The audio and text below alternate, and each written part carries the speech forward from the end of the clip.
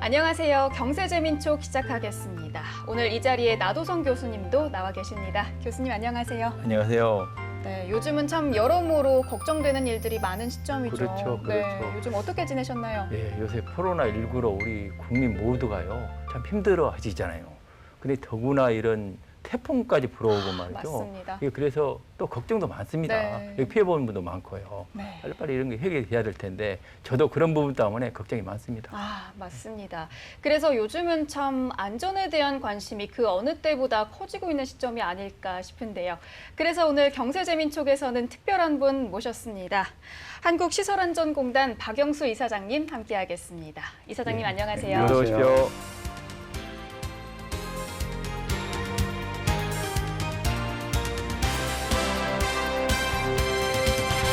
네, 오늘 귀한 걸음 함께 해주셨는데요. 먼저 시청자분들께 인사 한 말씀 부탁드릴게요. 예, 시청자 여러분 안녕하십니까? 한국시설안전공단 이사장 박영수입니다. 이렇게 경세재민촉을 통해서 시청자 여러분들께 인사드리게 돼서 영광이라고 생각을 하고 있습니다. 네, 먼저 한국시설안전공단이 어떤 곳인지 좀 궁금하거든요. 예. 소개 좀 부탁드릴게요. 예, 한국시설안전공단은 우리나라 시설물이 제대로 관리될 수 있도록 지도 감독하는 그런 기관입니다. 이제 시설물이라는 게 뭐 예. 여러 교량도 있을 거고 맞습니다. 터널도 있을 거고 많지 않습니까? 네, 예, 다양하죠. 그렇습니다. 예. 좀 더 자세히 말씀을 드리면 금방 우리 교수님 말씀하신 대로 터널, 교량, 항만 뭐 이런 예, 예. 사회 기반 시설과 음. 또 다중이 이용하는 건축물 등 이 국가가 특별히 관리할 필요가 있다라고 판단되는 시설물들에 대해서 저희가 안전 관리를 제대로 할 수 있도록 지도도 하고 관리 감독도 하는 그런 기관입니다. 이런 백화점이나 그러면 이런 뭐 육산 빌딩이라든지 그 빌딩 다 거기서 관리를 하는 겁니다. 예, 그렇습니다. 그래요? 아니 우리 생활하고 밀접한 곳이구만. 그러니까요. 예. 그래서 저희 그 시설안전공단은 1994년 10월에 예, 예. 성수대교 붕괴 사고를 그때 계기로 있었죠. 해서 맞습니다. 예. 그때부터 국가가 주요 시설에 대해서는 특별히 관리할 필요가 있겠다 이렇게 판단을 해서 저희 공단을 1995년에 예. 출범을 시켰습니다. 그때 상품 백화점도 예, 무너지고 그랬지 않습니까? 예, 맞습니다. 네. 성수대교가 붕괴되고 예. 저희 공단이 4월 달에 예. 설립을 했는데 6월에 삼풍 백화점이 무너졌습니다. 근데 이제 좀 저희가 저희 공단을 좀 자랑을 하면 사실은 1995년에 저희 공단이 설립된 이후에 예. 저희가 관리하는 모든 시설물에서는 아직 사고가 발생하지 않았습니다. 그래요? 예, 그래서 무사고를 달성하고 있고요. 그게 아마 우리 공단 직원들이 자긍심을 가지고 열심히 일해준 덕분이 아닌가 생각합니다. 그런데 궁금한 게요. 네. 공단이 관리하는 시설물이 네. 어느 정도 되는지 궁금한데요. 예, 저희 저희- 교량도 많고 뭐 터널도 많고 많지 않습니까? 맞습니다. 저희가 이제 관리하는 그 시설물의 선정 기준은 예. 얼마나 위험도가 높으냐를 기준으로 하고 있습니다. 그래서 한번 사고가 났을 때 피해액이 어느 정도 되는지와 사고의 발생 빈도를 서로 곱해서 예. 위험도를 측정하고 그걸 기준으로 이제 국가가 특별히 관리할 필요가 있는 시설물을 지정한 다음에 예. 그 시설물의 관리 주체들은 시설물의 안전 및 유지관리 특별법이라는 법을 정해서 안전관리 계획을 수립을 하고 그 계획에 따라서 안전 진단도 하고 진단한 결과에 따라서 시설물을 보수 보강하도록 하는 이런 의무를 주고 이런 것들이 현장에서 제대로 작동되도록 저희가 지원하고 관리 감독하는 전부 그럼 그렇게 하고 직접 있습니다. 네, 직접 관리를 하시는 건가요? 저희가 직접 관리하는 거는 152개 네. 중요 시설물은 저희가 직접 안전 진단을 합니다. 하고 유지 관리 방안, 그다음에 보수 보강 방안 이런 것들을 시설 관리 주체들한테 알려주고요. 예.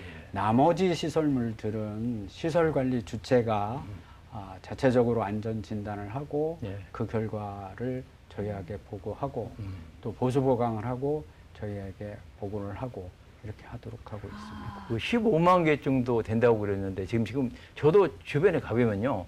우리 지자체들도 각종 시설이 많지 않습니까? 예. 네. 공원도 있고 말이에요. 맞아요. 여러 군데가 많은데 그런데도 또 자치단체가 시설관리공단이라고 해가지고 그걸 또 관리하더만요. 예. 그거 어떻게 차이가 있는 겁니까? 아. 그런 부분요? 사실은 이제 지자체의 시설관리공단은 지자체가 보유하고 있는 시설을 잘 유지 관리하는 공단이고요. 아, 지자체가 가지고 있는 예. 그 그래서 소속이 이제 지방자치단체 소속이고요. 저희는 이제 그런 지방자치단체에 소속된 시설관리공단이나 예. 아니면 뭐 잘 아시는 도로공사, 도로공사, 철도공사, 뭐 항만, 수자원공사, 예, 예. 뭐 항만공사 이런 데도 주요한 시설관리 주체들이거든요. 예, 예. 이 사람들이 그 국가시설을 국가가 지정해 놓은 시설들을 잘 관리하는지 예. 지도도 해주고 관리 관리 감독 감독도 하고 아, 알겠습니다. 그런 네. 기관입니다. 예. 별도의 시설이라고 보면 될 것 같네요. 예, 네. 별도의 공공기관이라고 보시면 공공기관이다. 될 것 같습니다. 근데 저는 이제 궁금한 게 우리나라 지금 솔직히 노후 시설이 많잖아요. 맞아요. 저대 여기저기 다녀보면 그런 것 때문에 걱정을 많이 하거든요. 네. 그걸 빨리 교체도 하고 예. 뭐 바꾸고 해야 될 텐데 그러려면 돈도 많이 들어갈 거고 전문 인력이 많이 필요할 텐데 근데 공단에서 그런 거 잘하고 계시는지 돈도 많이 쓰고 계시는지 모르겠어요. 저희가 이제 한 2010년 초반부터 저희 공단을 중심으로 해서 우리 인프라 시설에 대한 사회 기반 시설에 대한 노후화에 대비해야 된다. 예, 예. 이렇게 예, 강력하게 주장을 많이 했고요. 그래서 뭐 우리나라의 경우는 경제가 급속하게 성장한 1970년대, 그렇죠. 네. 맞습니다. 80년대 예, 예. 그때 만들어진 이때 거죠. 사회 기반 시설도 예, 예. 많이 만들어졌고 예, 예, 맞아요. 맞습니다. 건축물도 그때 많이 엄청나게 했죠. 많이 만들어졌습니다. 그때 만들어진 그 예. 시설들이 이제 예. 2010년을 지나 2020년이 되면서 예. 30년, 40년 예, 이렇게 그렇습니다. 되어가고 예. 있습니다. 그래서 공단이 이제 그때부터 좀 이 노후 시설에 대한 대비를 사실은 많이 했습니다.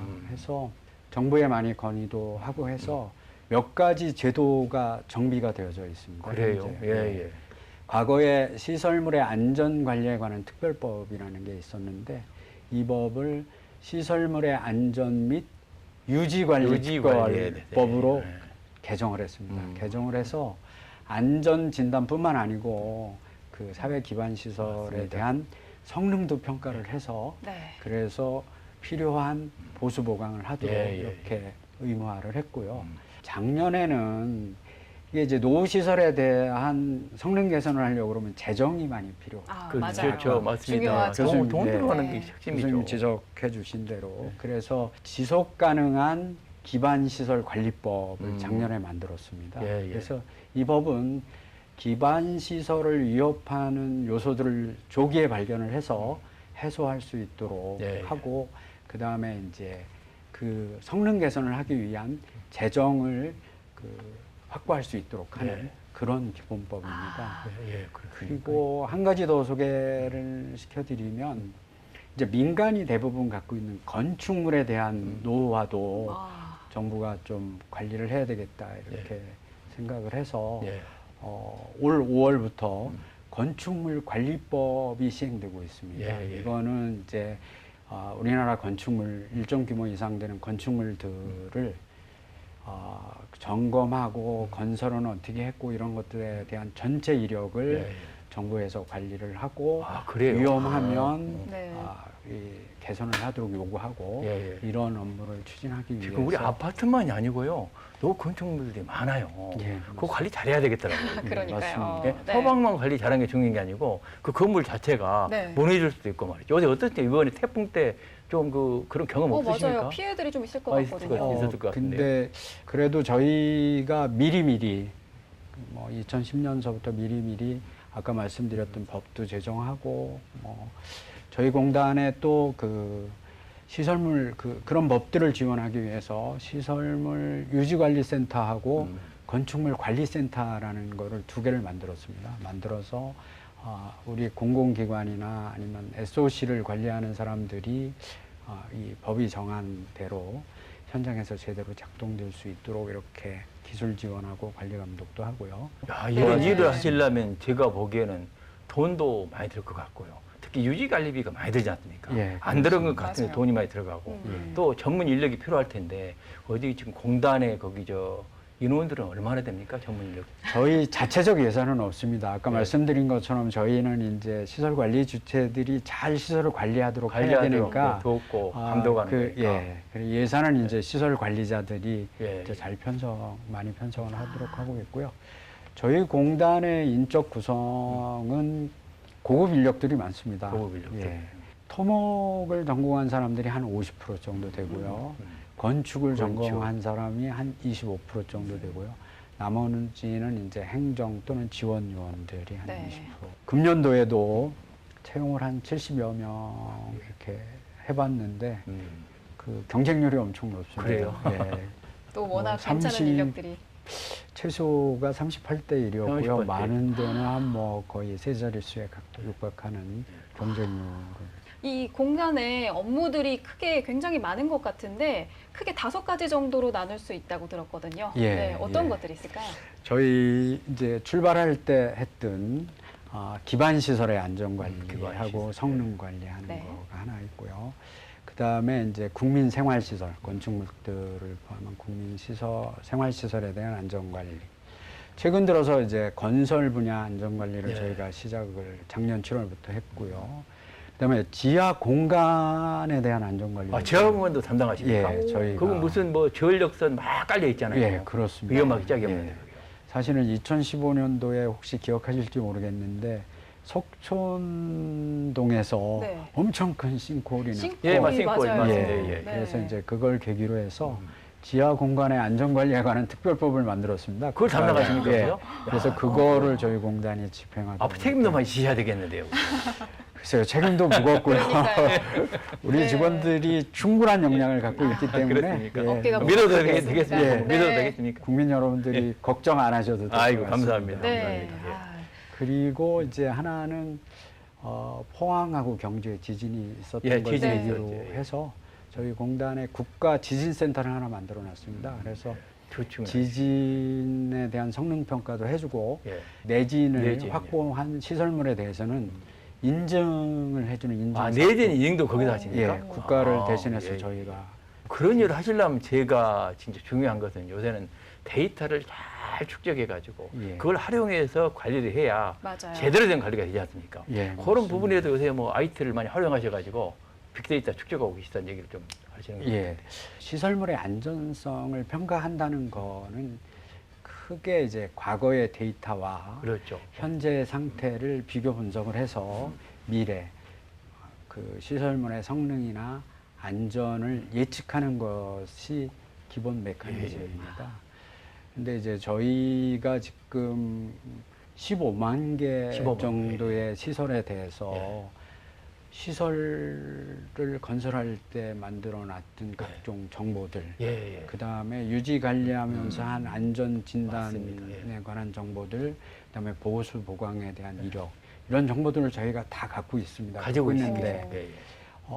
이게 잘 활용되지 않았습니다. 예. 그동안은요. 건설은 건설 따로, 맞습니다. 진단은 진단 따로, 예, 예. 유지보수는 유지보수 따로, 이렇게 각각 네. 그 데이터가 축적이 되다 보니까 사실은 이 안전 법령이 정한 그 규제 사항들을 제때 이행했는지 안 했는지 또는 뭐 단순한 통계 이런 것들로만 지금까지 활용을 해왔습니다.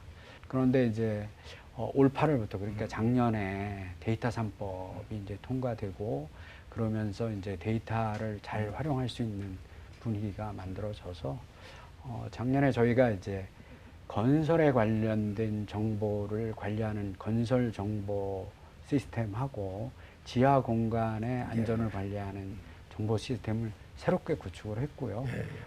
또 그동안 시설물을 관리하던 정보 시스템은 좀 고도화를 해서 설계 단계에서부터 그렇죠. 취득한 정보들을 시공 유지 관리까지 이렇게 연계해서 사용할 수 있도록 하는 그런 체계를 큰일 일단 나겠습니다. 네. 예, 또 금년부터는요. 예. 사실은 이제 그 데이터를 국민들에게 좀 콩쿠만 공개를 해서 예, 공개해서. 맞습니다. 예.